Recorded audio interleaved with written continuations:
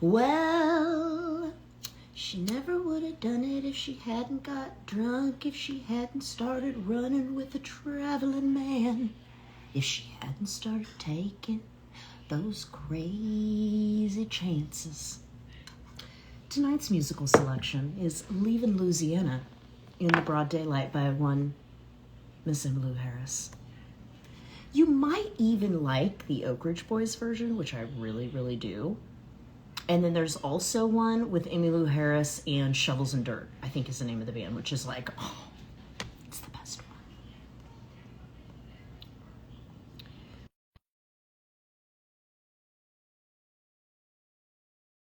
And tonight, I haven't announced who the guest was. I haven't said. Hey. Hey. Hey, soul sister. Okay. So I have one more thing to add to your side of the equation of things that we bring to the table. Oh. Singing. You bring singing too? No. Oh. That's my point. We're going to add that on your side. I have to think about something else for me. It's getting a little out of balance, but... I play a mean piano too. Do you really? I played piano when I was young. I was a classical pianist for like my entire life growing up, from like 6 to, of course, until I graduated high school, and I still definitely play. I used to have a band. I've written tons and tons of songs. Yeah. Yeah. I'm not surprised by any of this, but... Well, thank you for that, but the reality is that life would have not been a road for me to go down at that point. Right. It's right. I barely get it. I barely made it, Denise. Yeah. Okay, let's see. Is it Pam? It's Pam tonight. Like, this is so exciting to me that we're getting a list. Is it? Oh, look. Yeah, I like this comment. It's the Closet Balance Trainers. We're closeted. Here, hold on a second. Hold on. Wait, ready? Hold on. Let me get him. Okay, ready? Boom. Did you see that? I smacked him right on camera. And here, I'm going to pull his ears. Look, watch. Oh, he's a bad dog. I'm going to pull those ears. The other day, I told Enzo that I was going to grab him by the tail if he didn't stop. I said, I'm going to grab your tail if you don't stop. And he did. I'm telling you, the threats. That's the mental intimidation. I knew you were so scared. Yeah. So scared. I didn't think that it was... He stopped. It worked. There she is. She in here? There she is. Hello, and happy holidays to you as well. And hello from Canada. Yeah. Hello. Hi, and happy. everybody. This person says, hi, Jerry. And I just want to say, she didn't say anything to me. Just putting that out there. But hi to you because I'm not petty. Hold on, let's see. I think that's who's the guest? It's the person in the black. Oh, there we go. Now Hold on, let's wait a minute. Hold on, let's see. Hey. I can Hold on, I'm perfectly now. Can you hear us? Hold on, hold on. It sounds good to us. It sounds good to me. You got your headphones. That's 90% of it right there. Well, I've started telling. Did I not connect? Does it not connect? Hold on. No, we can hear you. We can hear you, but you can't hear us. Can you hear us? My dog is a Jedi. So when that happened to me, I left and came back, and then try to come back in, because you're sort of permanently frozen over there. Yeah, let me see. Can you hear us now? Yep. Hold on. She can hear us. She can hear us. We're getting further. We're good. We're good. We're so good. Nice to see you. You too. So, hold on. It's so funny. I think I had the wrong time, but I'm good now. No, when everybody's in a different time zone, I feel like it takes a while to get stuff right. I got the thing on my wall. Wait. Look at my wall. Look at my wall. And what is that? Your wall. Do you guys have the same wall? Same color. We do. Oh my God. Look at that. It's like you're in my house. I call it my red room. Little mulberry babies. That's oh my goodness. Great color. I love that color. Hey. What year's your house, Denise? Huh? What year's your Wait. house? Oh, I gotta do something about my terrier. I gotta hurt him. got a carrier problem. He sees the cat, and so he's making sad, pissy little, I'm going to kill that cat someday noises, but you're running out of time, buddy. You're getting old. Yeah, no killing the cat. All right, I solved it. Anyway, I'm sorry. What was your question, Pam? No, I said, what year is your house built? Gosh, 50s, 1950s? Oh, gosh. We are 2000. I'm just thinking maybe the it's a color classic scheme was. color. No, but This is from the previous owners. I painted this room probably around 2005. So that makes sense. Yep. Makes sense. I was being very trendy at the time. Yeah. It's come back around. In here, kind of got that. I have that too. Green. Yes. No! That's I swear to you, that is my living room. Yes. That's called Restoration Hardware Green. That's how I know it. Yep. I still like it. Bedroom's purple. That's the color on the swatch. Oh, no, it's where Restoration Hardware Green. Restoration Hardware. Nothing's called green. They have fancy names. Fancy names for pink. Yeah, of course. Anyway, we should introduce all right, everybody. Our guest, Jerri. Yeah, I'm going to let her introduce herself. You go ahead and also tell people where you are, because we've got people from all over. Okay. So my name is Pamela Brown with Down for Paws Dog Training. My goal is to make dog training easy for busy families by providing practical, simple training solutions that last. And I am located in Norwood, Massachusetts. That is actually how I first became aware of you. Your online videos are just clean and simple and accessible. And I went, I looked for that, and that's, I think I reached out or something. Somehow we started talking a little bit, but I noticed it because that's the average person stumbles on your video and can do something with it.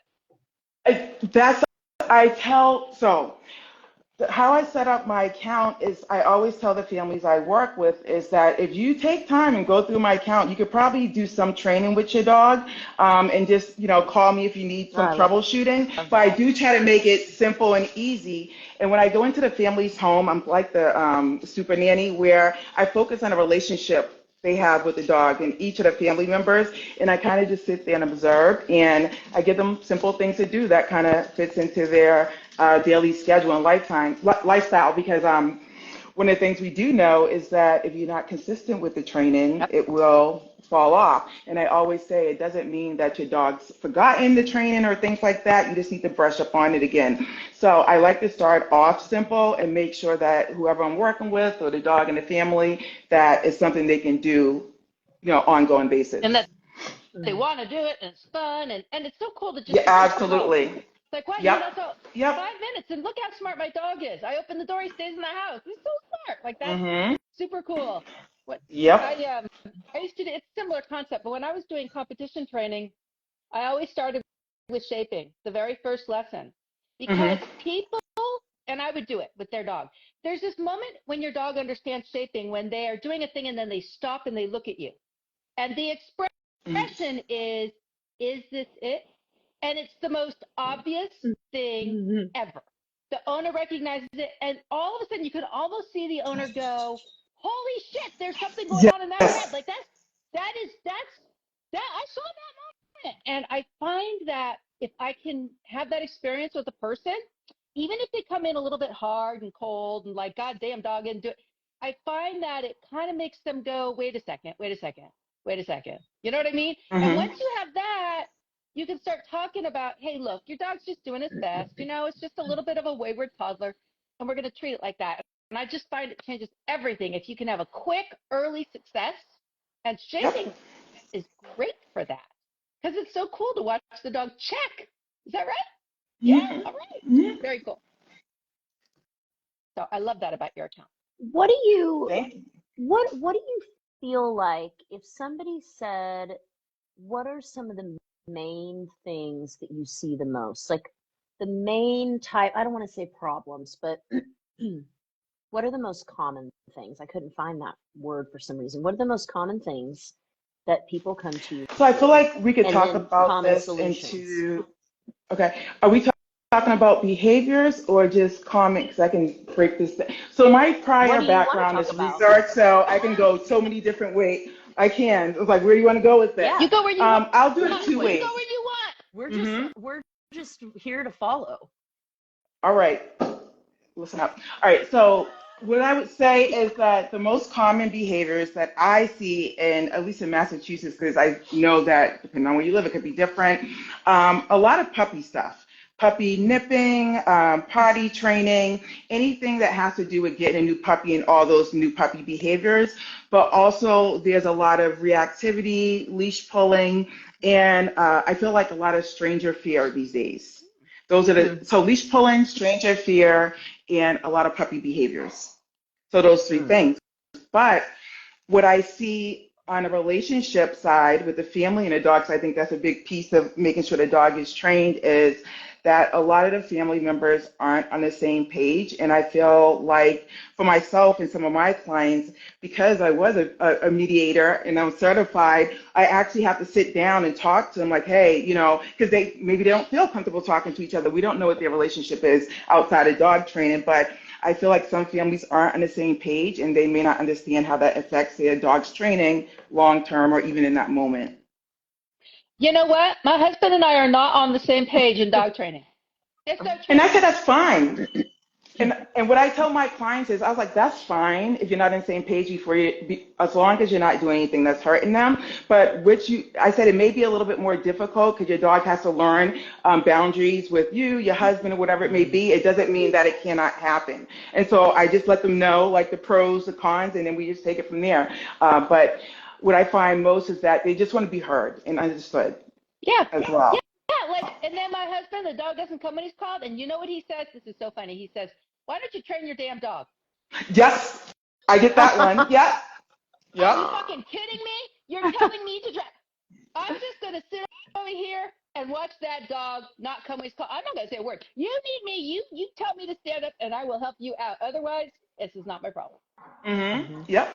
And my favorite comeback. Dog trainers. Even in dog training families, you got these kind of not on the same page moments. And my little comeback is like, I'm off work at like 6, so I'm just like every other client. I don't know what I'm doing. So, but no, I always say, I never want to take away.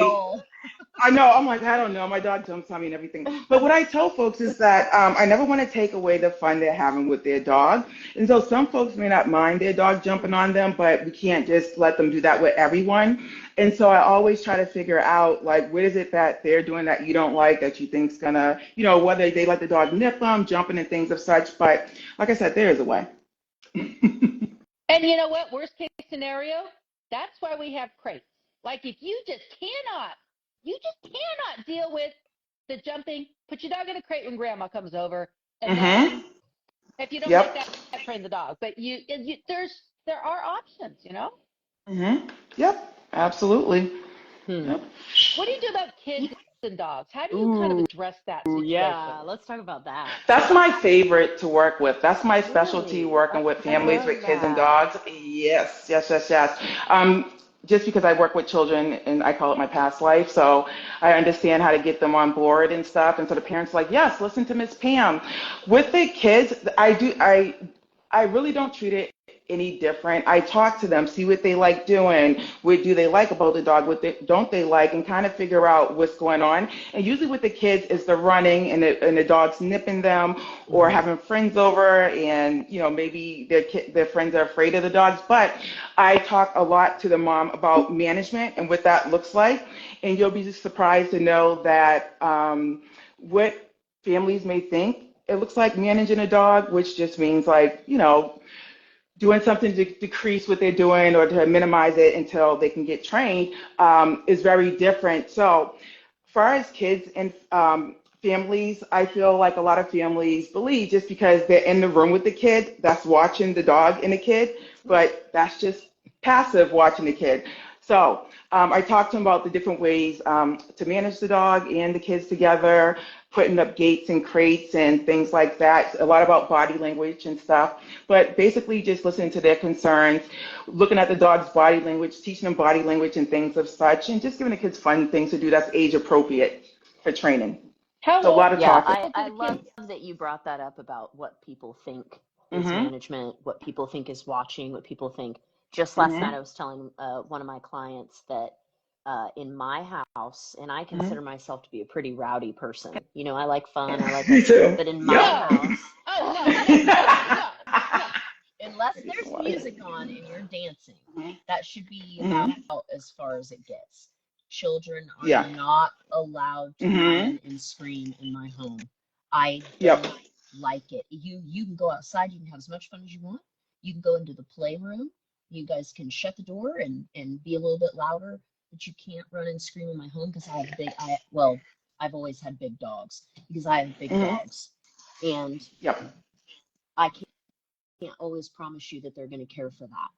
You know, like I Mhm. just and if a child when they walk in, if they've never been here before, I stop them at the door. If they're like Yes. 6 or Yep. above, if they're younger than that, I just put Enzo somewhere safe. Yeah. And Mhm. Enzo's great about choosing avoidance. If he doesn't care for something, he will excuse himself right out Yeah. of the Mhm. but when they come in, I have a conversation with them that, you know, I've got a really great dog in here, but you're not allowed to touch him. And if I catch you touching him or doing anything to him, you're going to have to go home and you're not going to be allowed back over here. And I want you to come over here, you know? And I mean, I've never had a kid that's like, no, or I don't Mhm. understand, or Mhm. they're always just like, oh, okay, you know. And then I'm like, if you So do want to I touch him, just come and get me, and then we can see if it's the right time. But Mhm. don't just go up to him. Don't just even if he comes up to you, just stand there. He's just trying to sniff you. Don't pet him. Don't do anything. He's not Yep. going to hurt you. You know, just so they understand. Like that's a general way I'd like for you to deal with dogs.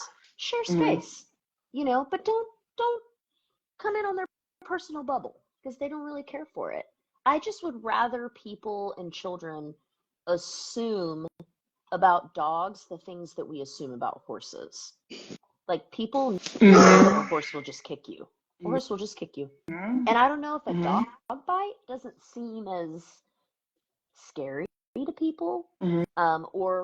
we have much more experience commonly with dogs than we do horses. Just more people have dogs, of course.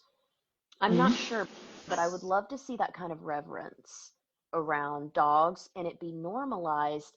But instead, it almost puts like a, I don't know, maybe you'll be able to explain it, one of you, but it's like the stigma cloud that now goes over the dog. And it's like, Mhm. no, Yeah. Yes. no, my dog is Mhm. wonderful, but that's why he's wonderful. And that's why kids can come in and out of my house because they're not allowed to touch him.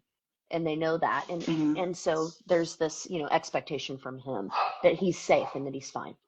if you watch how people react, I actually think, at least in the United States, Mhm. dogs are widely perceived as community property. That's how I see it. Like Yeah. That's everybody thinks they have true. access, right? So Wow. if you see a dog, the assumption is that not only can you approach it, but Yeah. that you have a right. And it's not Hmm. that you can't tell Mm. somebody, Mhm. don't approach my dog. But if you say don't approach, then you're expected to explain why. Yeah. So the idea of, oh, because then they will say back, oh, is he not friendly? Oh, there's an assumption that it's a bad dog rather Hmm. than, well, in the same way that you probably don't come up and touch my husband, you don't come up and touch, and I don't have to explain why. Yeah. Just Yes. get your hands, get your hands off my husband. Like, I think that's Yeah. odd. And I mean, Mhm. but I accept it. So like, Yeah. I think about things I want to change in the world, and then I think about where we're at. And I go out into the world, I meet the world where it's at, because I don't want to be angry all the time. So I know how it is. And so it's Hmm. easier for me to intercept problems. So, for example, if I see people coming towards me, I'll cross the street. Yep. Same. Not Absolutely. because I shouldn't have Mhm. to, but because I don't want Hmm. to spend my life fighting and arguing. What do I need to do to be comfortable? And sometimes it annoys me, but it annoys me less than having to, have a 3-year-old running up on my dog and I don't know what, Mhm. you know. I think in my Can, house, though, people do come in my house. If they're young, like under 15, dog goes away. If they're older, though, I have a conversation with them around consent. And it's so interesting because this is not my generation. We didn't have conversations about consent. That was not a word we used. These kids absolutely understand that word and that conversation. So I say to them, you don't approach my dog. Don't approach my dog. He approaches you. You can pet him if you want. If he growls, he's telling you he doesn't want you to pet him. You stop. And they totally get it. And so they do have communication. I'm not really worried about my dog biting somebody because he tells them, don't do that. And Yeah. then they stop. And if I Same have with Enzo. any reason to think that the person's not going to follow my direction, I just remove the dog. It's not, I just take him out of the room. But I find it so interesting that they use the word consent and they recognize it and has meaning for them in a way that my generation did not have that training. You know? Yeah, I don't even think mine, you know, as a millennial, I really don't think we got that. Now we were coming into, you know, the prime of our young adulthood as that was really being talked about. So now we have a really good grasp on it. But it I know a lot of people my age that make fun of that still, make fun of that concept. You know, when you say it or when you talk about it, especially around animals, or things, you know. Yeah, you're making a face like you know exactly what I'm talking about. Yes, I have a whole routine that I work with my families with when it comes down to their reactive dogs. And people are like, no, but don't worry. You're like, no, I'm training my dog or they're not safe. And they're like, no, but my dog's friendly. Don't worry about it. It's like, but so two separate things. To piggyback off of kids and the most common, then I'll go back to the dogs and, well, let me start with the dogs and the oh my gosh, I'm losing my track of my train of thought. So the dogs and the consent. So yes, I do find that happens a lot. My thought behind that, I really had to think about why would a person continue to walk towards you when you're clearly saying my dog's not nice or whatever it may be. Or when I talk to families about it, like, oh, you can say X, Y, and Z or this and that. But what I realized, not everyone can speak up for themselves. So how are they supposed to speak up for their dogs? They're very comfortable with speaking up for themselves. So I realized I just had to give them a little routine to do when people come into their space like that. I'm like, just like you, as soon as you see them coming, start to walk away. Or if they start to come to you, you start walking, but you keep on talking as you're walking further away. And maybe they'll stop, maybe they won't, but you don't always have to say anything. Or I tell them, just blame me. They'll never meet me. Like say my trainer said, it's always easier to blame someone else than to actually say what you want from, you know, that person. So I give them like little things, but I do agree. I love That's that been so happening a much. lot. Giving people the Yep. language, that's another thing you'll see in recovery. Because at the surface, you know, it's so hard and you haven't done a Yeah. lot of these things, and your sponsor will say to you, okay, you're going to an event tonight. You need to get there late. You need to leave early, and you need to have these amount of sentences that you're going to say when somebody says, do you want a drink? Yeah. Oh, you don't drink? Because in the moment you just get, Mm-hmm. and you can't. So yeah, giving the language, having ritual. I am a very folksy person. And I mean, I grew up in the Midwest, you know, where we're saying thank you for saying thank you. That's true, by the way. Somebody will say thank you, and we're like, thank you. You know, it's just, and so I like to be like that. And I use one of the tips that you just gave. I put my hand up. Denise does it too. I put my hand up, and instead of always saying no, I generally will reserve that if the dog is like bounding for it, or if the person's like totally clueless, I'll do that. But generally, I wave and speak.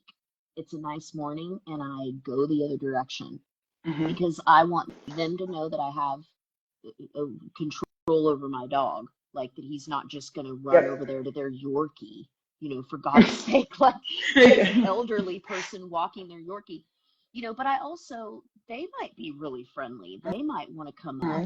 And I have never, and I am out and about. I've never had a problem.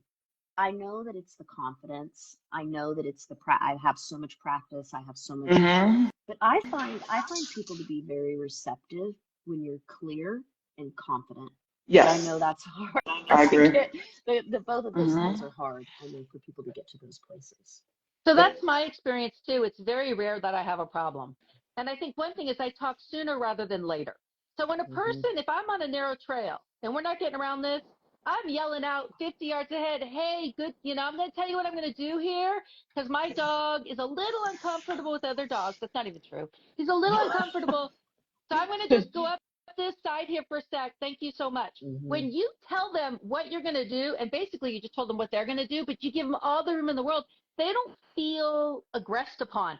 I think we tend to wait till they're too close, till their dog's already bulleting towards us. So now they're a little bit embarrassed, and there's no way they can get their dog, And very reactionary. People are very reactionary when that happens. Then they get upset because now the dog is on you. And get your dog, get your dog. Now that doesn't work. So if I speak up, I would say I have like a 99% success rate. Every once in a while you get an asshole who's just, they're an asshole to be an asshole. And once again, I am way too old to worry about being right. I don't care about being right. If I see you're going to be an asshole, I'm going to turn around, I'm going to leave. Like, I see the signs coming. I don't need to argue with you. I'm going to get out of there. That's the point. It's like, but I can't believe how many people say to me, yeah, but you have the right.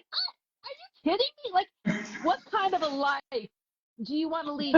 Being right. That whole thing, like, do you want to be dead or you want to be right? My kids are doing this because of their driving, They're like, well, I have the right of way. I go, are you out of your mind? Like, you're going to worry about that? It's not going to help you when you're dead. So and that's how I look at it with the dogs. I don't want to have problems. If my dog hurts your dog, there are enormous ramifications. Oh my God. It doesn't matter whose fault it is. I don't want that to happen. So I'm going to do everything in my power. And the people are like, is your dog mean? Yeah, he's quite nice. He's perfectly, especially with dogs, so nice. But why? Why? I'm too old to worry about being right. I get asked if he's mean a lot. I get asked a lot by older gentlemen this close to him. With their hands, with their hands flicking out by his nose like this. Is he mean? I'm like, we wouldn't have made it, sir, around the likes of you. I say that too. I'm like, we wouldn't have made it around all these men if he was mean. I was like, just don't run at me with a baseball bat and you'll be fine. But that's the common kind of mentality differs from generation. It differs across culture. Oh my God. That's a whole nother topic. Just quick story about this. Let's segue into that about cultural differences. I live in a small suburb of Wichita, Kansas. It's like a little small bedroom community in the middle of farmland. And it's predominantly white, though it's much more diverse than when I was growing up, which is wonderful. The high school has lots of different kinds of people in it, and I love that, but it's small. So we're talking, 5,000 people or less. And a couple of years ago, there was a guy that moved in on Main Street, the older part of Main Street by kind of where the schools start. So everybody drives by there every day. The traffic goes really slow. It's a school zone. And he was probably my age, a black guy named Anthony. I remember that was his name. And he had a bully out in the front yard. And he would switch them out. And they were just behind goat fencing. And they're tied out there in the front yard. And they're behind goat fencing.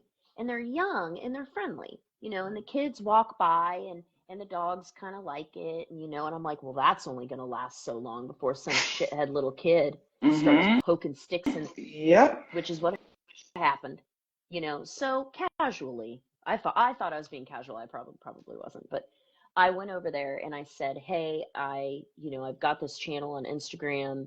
It'd be so cool if I could walk your dog, like, blah, blah, blah, blah, blah. Well, he thought I was going to steal his dog. What's wrong? Why can't I hear you, Denise? You're saying I was something taking my better than me. son. Oh, now I can. No, I was oh, you my son muted putting it. the cat away, so I've muted. I thought it was delayed. So I walk over there and I was like, hey, can I do these things? Like, you can come with me. We can make these videos. Because I thought, I'm going to trick this man into hearing what I have to say because I'm trying to warn him about this town. Nobody in the town cares that Mr. Anthony was there. There's other black people in the town. It's not that. It's that you're on Main Street and you got pit bulls out in the front yard. And nobody in this town understood why he might be doing that. Had no idea. And so eventually, and people kept calling the police for the dogs weren't getting out. There wasn't anything. So eventually I said something to his girlfriend that this is my concern, that nobody understands why y'all are doing that. It's not the culture here. And so people are going to keep doing that to you. I'm not saying it's right. I'm saying that's why it's going to happen. And then everybody that I talked to that ever brought the dog up to me or ever brought the man up to me, I was like, do you know where he's from? And, of course they don't, because they don't care about that. We only care about what bothers our eyes. In different places, dogs are used for different things. And where he's from, dogs are in the front yard, and your house doesn't get broken into that way. And that's a completely normal way to have a dog. But because it's not seen here or done here, and there's always going to be privilege in the suburbs. I mean, that's why everybody moves to them. That's why everybody does it, because there's this kind of safety. There's this, excuse me.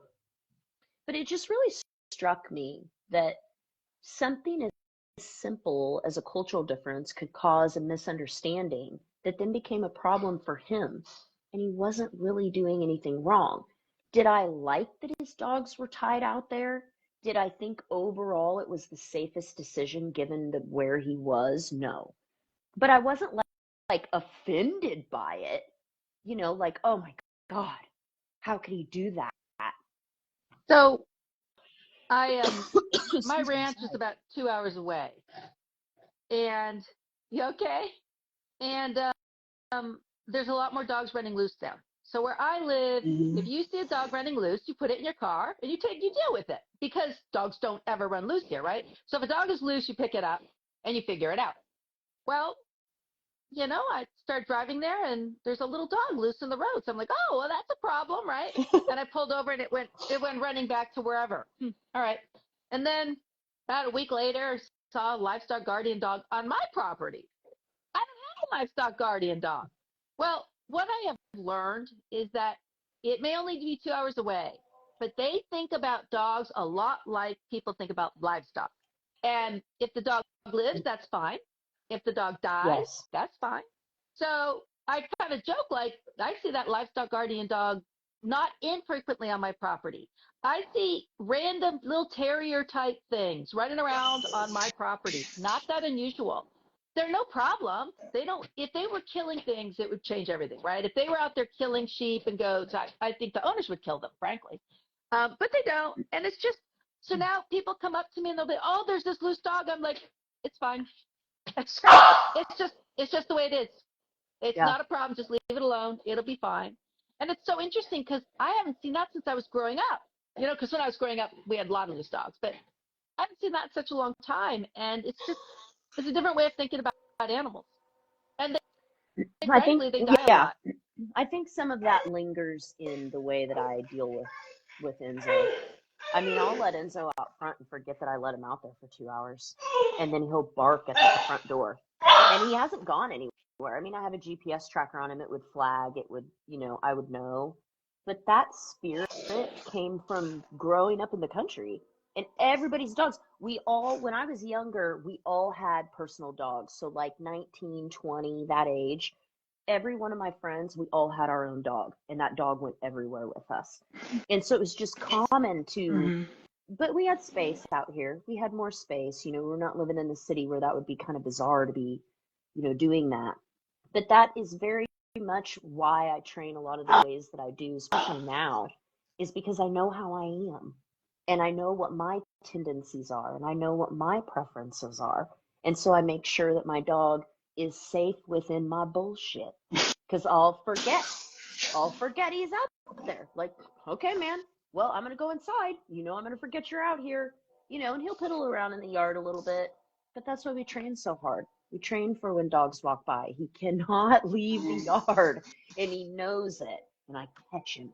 I look out the window. I look out my window of my room, and he doesn't know. And then I open. I'm serious. I know it sounds funny, but like, and I open the door right as he's about to step out of the yard, and he's always like, "Oh," and I'm like, I "Yeah, didn't know. I know, I am all knowing," and it has really been quite effective in teaching him the boundaries of the yard. Now it takes a lot of like Yeah, for diligence sure. of peeping out my windows, but it works because he's like, it seems like she knows no matter what I do. And then if I don't notice and he gets too far, the GPS will be like, okay, he's out of the safe zone. But that's, very rare that But happens. in our current dog culture, in the, let's call it the dog training element of the dog culture, which is nothing like the worldwide culture, there are a lot of people Yeah. who absolutely won't even walk out their door unless their dog's in a crate.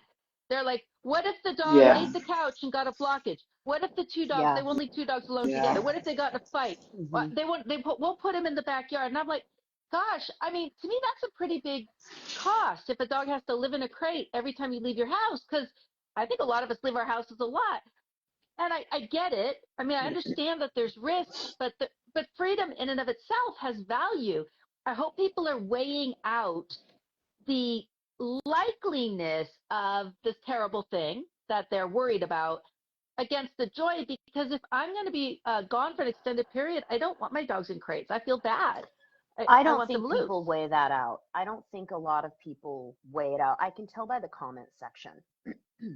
The comment section, a perfect example of that is there will always inevitably be one person in the comment section that says something about my daughter not wearing a helmet when she barrel races.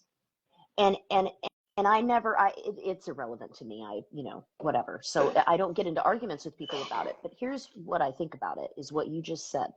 They say, oh, I'm a nurse and I've seen all these TBIs. Okay, well, I want you to tell me what the statistics are on the traumatic brain injuries that happen in soft dirt arenas on horses that never buck.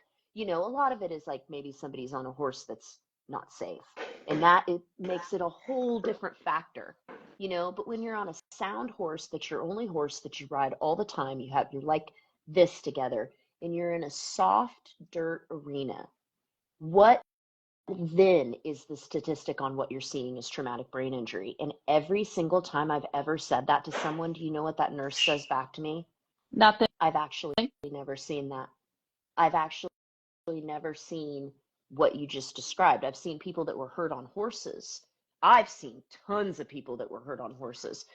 Almost always, well, let's not say that. In the many cases that I've seen, they were preventable things, and it was somebody pushing something too far, or with a horse that maybe you should have put a helmet on with that horse. If it's unpredictable, if it's this or that. So yeah, I think when you get into a position to see the worst, you see it in everything. Like being a vet tech straight up ruined dogs for me, damn near. Because I was like, oh, don't get that breed. Don't get that breed. I mean, I was like the biggest Debbie Downer for years about dog breeds, but I think it works the other way around too. Like when you see too much bad stuff, you generalize that to everything. But then if you never see it, you generalize that everything is always fine, and it's like, well, there's a lot of gray in the middle, isn't there? I read And a that's why book. oh, You're oh, the guest. You talk. Yeah, You go ahead. oh, talk. no, I didn't know. Oh, no, Yeah, I Denise and I thought talk a something lot. was We your come around audio. to us. That's why I like to do a lot of education around dog training, especially in that first consult, explain to them what's going on, why it's happening, dog development, and things of such. Because as you only know what you know, and they're not trainers. And so I just try to break it down to them so they'll understand. I feel like just like for instance, one of the things I do is when they folks wondering why, you know how some dogs you go to pet them on their head and they like go back or whatever it may be, and I have to explain to them that's like someone coming up to you and just poking you like that on your head. And they're like, oh, you're right. I don't like that. Neither does your dog. So when I break it down like that in educational manner, then it's like, okay, I get it. And then they can change things. But I feel like a lot of education is needed all around in general. And I love analogies. I Mm-hmm. have such good luck with analogies and saying, well, how would you feel if somebody came up and poked you on the head? You know, you got to kind of like, that's a little bit odd, unusual behavior. I Mm-hmm. find that people resonate. And it's interesting because some dog folks don't like that. They don't like analogies because I don't necessarily use the right words, right? I'm not talking in the big words. And I'm like, Mm-hmm. you know, I want to be How could understood. you possibly Oh, compare a human baby to a dog? Towards exact, And I you're like, got, yep.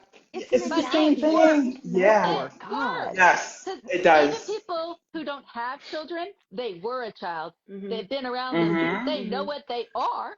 And so when you start talking about like impulse control and all, they kind of get it. And it's like, I just want to be understood. Even if my analogy is not 100%, it's okay. Am I understood?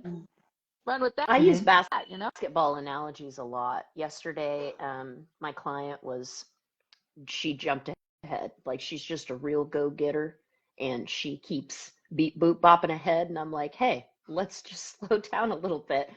But so that it kept happening. Like it happened a couple different times. And I was like, okay, let's still have a little analogy here. You've come to me because you want to play basketball. And you're like, Jerri, I got to get in that game. Okay. All right. Do you know how to pass, dribble, and shoot? No. Okay, let's learn. And we're in the middle and we're coming to practice every night. We're doing our little bounce passes. And then on a random Thursday, she decides, I'm going to play a game of pickup ball at the Y with no knowledge of any of the rules of the game because we've just been bouncing balls back and forth to each other. And it goes terribly, you know. And then she comes back and she looks at the basketball and she hands it to me and she's like, this doesn't work. And I'm like, that's funny because it looks like it's working to me. And it's a little Euro step, layup, boom, and swish. And she's like, well, it's different. No, no. Do you know how to do anything that I just did from here to here? Well, no. Then what are you doing going to a fucking pickup? Like, and then it becomes funny. And they're like, oh, I can laugh at myself for doing this hysterical thing. And I'm like, and you even did one better. You invited some 6'6" motherfuckers in to set picks. And my God, what did you think was gonna happen? You know, and she laughed and said it was funny and we had a good laugh about it. But that's what it is. It's really boring to explain to somebody that they skipped a step of counter conditioning. Well, you know, Lisa, in steps 2A, addendum 4, Imagine that. it says right here in the protocol that you're supposed to. It just nobody wants to hear that shit. I don't want to hear that shit.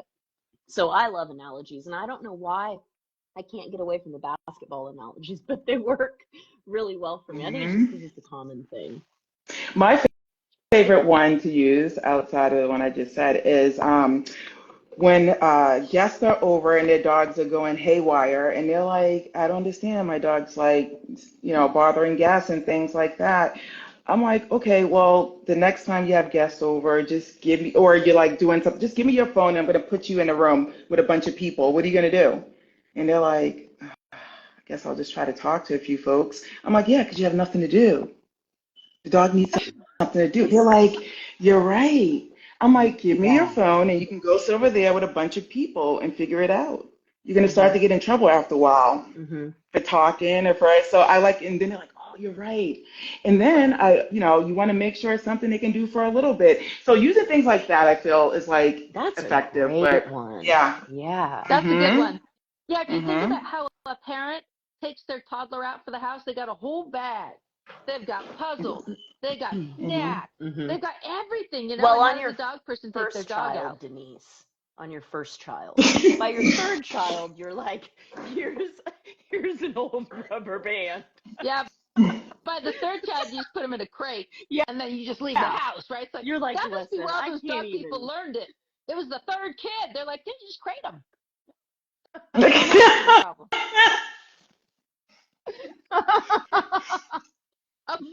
Okay, Jerri, when you're on the top of your game and you're parenting, you got the whole bag, right? So if dog people would do that, I'm taking my puppy out for the day to go to my kids. Like, do you see the softball games and such with the little guys, right? And then there's people on the side who have dogs. And normally I'm actually amazed at how well that actually works. It usually works okay. Every once in a while, a dog ends up on the middle of the softball game. People think that's funny. But if you want to do that and you don't want your dog to be in the middle of the game, just bring something along for them to do. Like, oh, yeah, like for the little guys, that's what you do. Yeah. They don't care about they don't care about baseball. They're not like, wow, this game's riveting. I'm going to pay attention and look straight ahead, Yep. So I don't bring Enzo to Milo's baseball games in the summer for a couple of reasons. Not because he wouldn't do it, but because I want to watch my kid. And I have a great dog that will stay, that will down, that will listen, that isn't prone to running, certainly not running out on the field. He might go do something else, but that wouldn't be something he would do. And even I recognize that I can't really do both effectively. If I have to, I can, but I want to be able to jump off the bleachers and run down over there to the fence. And it doesn't, somebody needs to hold my dog now, and what if somebody brings a Labradoodle? He loves Labradoodles. He sees them and he's like, this is exactly the kind of friend I was hoping for. Like something about them. He's like, wow, God, So Jerri, so it's just, are you really the parent that runs at I could totally see this. Like, so when your kid does something good, you're the one who runs out to the fence and grabs and is that you? So no, I run to the fence to yell at him. I run to the fence because I'm like, pay attention. I'm kidding. I'm really easygoing about sports. No, I do. I run to the fence if I feel the need to, Denise, and it could be a variety of reasons. I'm just we don't know. We don't know. But no, normally I prefer to yell really loudly from the stands. I'm that parent. And how do when June, your kids feel about that? I know we're going off track. I'm just curious. I don't. Okay. I'm totally silent at the rodeo because I have to film. So Layla got lucky. Jude is my kid that accepts me the way that I am. And at his basketball games, I used to yell the most atrocious things you should. I mean, there are things that you should probably not say to young men, but by God, those boys grew up in my house. And if I got to tell one of them to run a little bit harder, we're not going to make it, Keegan. We're not going to make it unless you get that ass off of it. Get out there. I'm competitive. So I always try to make it at least funny, but I'm intensely aggressive with my hype. So my kids, they're a little embarrassed to go out with me. And they're young adults are you now. Are you allowed sign wielding parent? No. Here's the problem with me. I talk to everyone. Like, I cannot go to the grocery store without having a chat with 20. I talk to everybody. I'm working my vegetable. Have you ever tried this? How do you prepare those? Right? And then this is how I do. And then I go to and then I'm looking at the ice cream. I'm like, which one is best? I cannot get through a public space without talking to a high percentage of people in the space. You've got the heart of a Midwesterner. Oh, I actually do. I love it when people are like, huh? I'm like, oh, me? You care about me? I love it. Sit down at the table and talk to me in the restaurant. The waitress, sits down when I ask about, and then I think that's fantastic. I love, but my kids, my boys, they're not into it. That's so embarrassing. Why do you talk to everybody? Yeah, Layla hates it. Layla hates it. Jude doesn't care. And then, of course, Milo's like, the second he walks in the store to the first person he sees, he's like, love your shoes. That's my kind of boy. Yeah, like he's just very, very, very friendly. Are you like that, Pam? You're super friendly. I mean, I thought I am the social butterfly. I talk too much. I talk to anyone who will listen. There's a running joke in my family that I'll know everyone's life story by the end of the conversation. Usually I do because I think people are interesting and everyone I has a love story, that. especially if you look at them and then you're like, wow, I would have never suspected. But no, I talk to anyone and everyone. I make friends with, yeah, yeah. And my daughter's the same way too, so Oh, she it works is. out. Oh, Do yeah. you have a lot of long-term friends? Do you have like friend or people that have been in your life a long time that you have cultivated a long-term relationship with? Some, yes. Yep, What do yep. you think? Some. How do you think?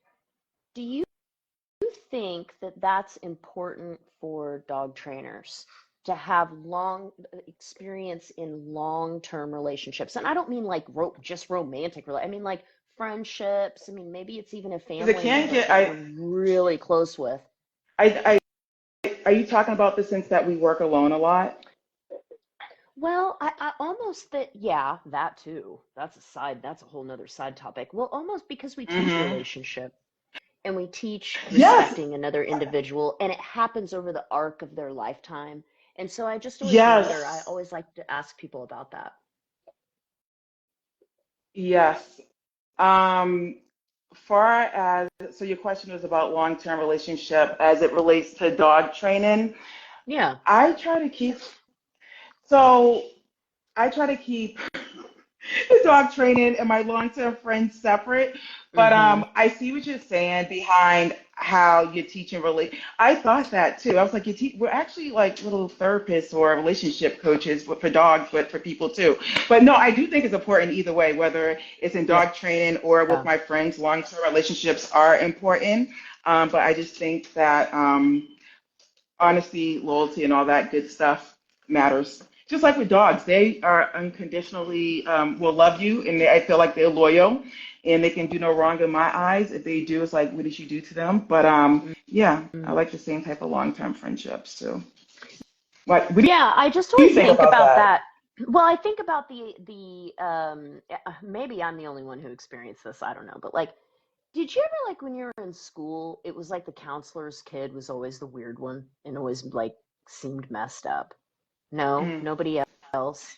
Maybe it was just the Well, counselor that I had in school, but like, or it would be like the pastor's kid. But on the mhm. weekends, Jesse was a hellion. Oh Like yes, that we kind of had thing. yes, yes, And it yeah, makes me yep, think of like how important is it that it is reflective in our own lives that we are good at relationship. Not perfect, not the best, not but that we're genuinely thinking about these concepts across our life and not just as they apply to our livelihood. yeah. And I try to humanize everything. I think I get a part of what you're saying too is I always tell folks, I used to think this too, that dog trainers' dogs were perfect. Or if they weren't perfect, why aren't they Why? perfect? You are a dog trainer. And Yeah. so I tell folks, like, yeah, my dogs aren't perfect either. They jump on guests sometimes too, not because I don't have them trained, because life's just lifing right now, you Hmm. know? And so I just feel like I feel like I do try to stick to the values I would for a friendship and life and stuff like that, but I also try to make folks realize, like, I'm just like you. Life happens. I'm not perfect. Hmm. So, Thinking about this, I'm coming up on 30 years of marriage, which is mind-boggling. But there's Wow. definitely, yeah. Um, my husband's not a dog person. He likes dogs well enough, but he's not a dog person. yeah. And he Hmm. does not understand my relationship with dogs. And I think Mm. for Hmm. sure it makes me much more kind of sympathetic to the complexity of people in our society trying to get along with a dog, especially a difficult dog, and navigating relationships, whether personal relationships or just going down the street. Like, I think it's good for me that my husband's not in the dog world the way I am, because I think it does give me a sense of what it means to compromise, what it means to take somebody else's perspective, what it means to take responsibility for the fact that my hobby impacts my family. Like, when they're upset because I have to spend a lot of time with whatever aspect of the dog, Hmm. where does work end, what I do as a dog trainer, as a professional, and where does Hmm. life begin? And the reality is we have not gone on vacation in 10 years because I have difficult dogs. And so I can't find people to come in easily Yep. and take care of my Yep. dogs. And then there's a Mm-hmm. degree of frustration and resentment that comes, at me. And it's legitimate. And at the same time, there's kind of a bit of a helplessness because there's not much I can do about it. And they're thinking, well, put him in a kennel. Are you out of your fucking mind? Like, that's not gonna work. Like the little guy, I can just give to a friend, no problem. But the big dog doesn't just go to a friend. It's not like that. And I think those long-term relationships, I joke about it, but it's true. My family does come first, and having to find ways to integrate as best possible is a skill, and you do get better at it. And you do, I think, if you care about your family and your marriage, and you learn to understand another perspective and try. And so much of raising dogs is exactly that. I'm balancing my needs, I'm balancing the dog's needs, I'm balancing society. There's so many stakeholders that you're always kind of thinking about. Hope you're always trying to think about it, and make things work, and try to take that high road as best you can. But it's not simple. And I do think that our personal relationships, if I had no capacity, and I'm actually thinking of some people in my head, they are dog trainers. I find them to be just abrasive people.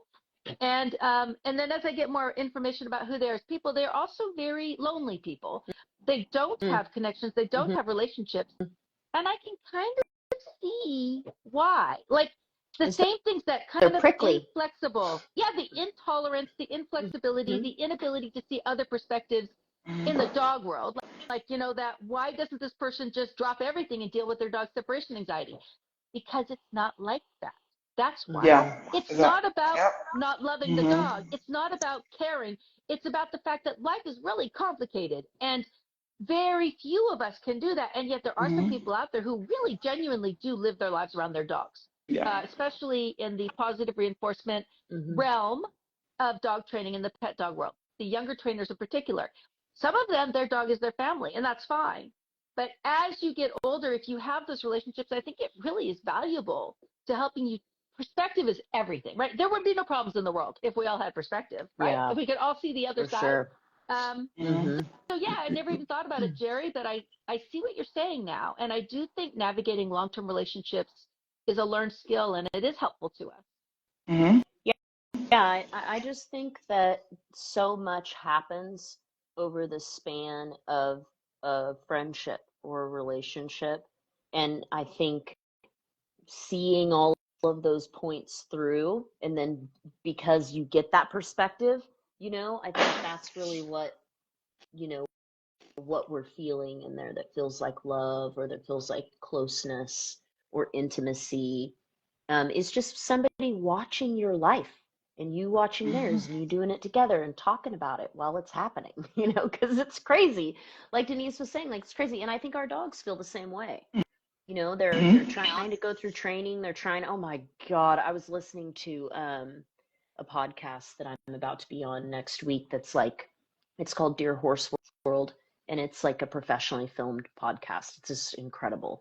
And I was listening to the guy that was on before me to see how embarrassing I'd be when it got to be my turn. And I was like, why did you put me after him, Noelle? What the? But he's written like 15 books, and he's come up with some of the only phrases out of like horsemanship that I even remember or have seen as crossover in the dog world. And one of them is horses don't lie. And I've heard that too. Like, dogs don't lie. I've also heard never lie to your dog. But he said something that was just so awesome, and like, we need to think about it more in the dog world, is to honor the try.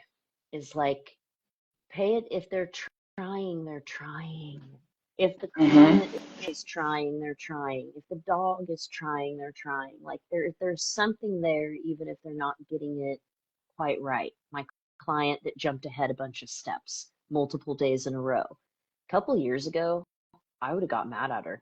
I would have like kind of laid into her, but now I explain with a common analogy what they just did, so that there's a little bit of humor in there that softens the blow of me having to be like, don't do that shit again. You just skip steps, you're not there, you know? I think one of the things I said last week was, you don't know how to drive. You came to my school to learn how to drive, and you just took out the Buick and drove it and you hit every parked car. And you're like, this Buick doesn't work. No, no, no. And she laughed and was like, I totally get what you're saying. And I'm like, yeah, it's nothing personal. I don't think anything about your character. I don't think you're dumb. I think that you just did what we all do, you know? So let's just take a few steps back. And I've just found it so much more pleasant to train with people. You know, that's what my